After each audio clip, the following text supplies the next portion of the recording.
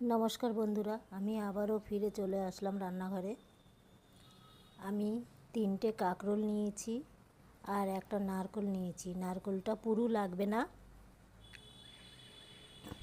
এই নারকেল দিয়ে আর কাঁকরোল দিয়ে কি করতে চলেছি আপনারা দেখতে থাকুন। এই যে কাঁকরোলের গায়ে কাটা কাটা ছিল, সেগুলো আমি চেঁচে ফালি করে নিয়েছি। আমি এবার এটা প্রেসারে দিয়ে সিটি মেরে নেব। প্রেসারে জল বসানো হয়ে গেছে, দিয়ে দিচ্ছি প্রেসারে।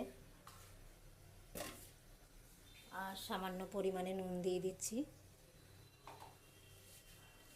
আমি এটা এখন ঢেকে সিটি মারবো, 2টো সিটি মারবো। এই যে আমার কাঁকরোলটা সেদ্ধ হয়ে গেছে। এখানে নারকেলও খানিকটা কুড়িয়ে নিয়েছি আর একটা লঙ্কা নিয়ে নিয়েছি। একটু নুন আর সর্ষের তেল দিয়ে এখন ভালো করে মেখে নেব। আমি এই বিচিগুলো ফেলে দিচ্ছি। এই যে বিচিগুলো ফেলে দিচ্ছি। আপনারাও এইভাবে খেয়ে দেখবেন, খুবই ভালো লাগবে। আমি এই বিচিগুলো ফেলে নিচ্ছি। এই যে আমি সব কটারই বিচি ফেলে দিয়েছি। এবার একটু নিংড়ে জলটাও ফেলে দেব। এইভাবে নিংড়ে জলটা ফেলে দিচ্ছি, নাহলে জল হয়ে যাবে মাখাটা। এই যে আমি একটা লঙ্কা নিয়ে নিয়েছি, স্বাদ মতো নুন নিয়ে নিয়েছি। এগুলোকে এবার মাখবো, দেখুন আপনারা।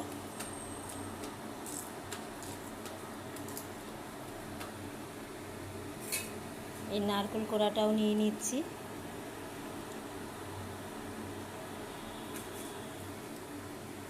সাথে একটু তেল নিয়ে নিচ্ছি, সর্ষের তেল।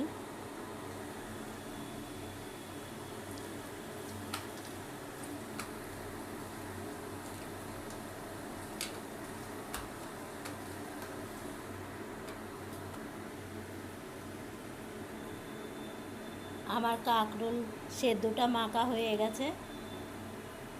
দেখুন কত সুন্দর লাগছে। যেমন সুন্দর লাগছে দেখতে, তেমন খেতেও খুব সুন্দর।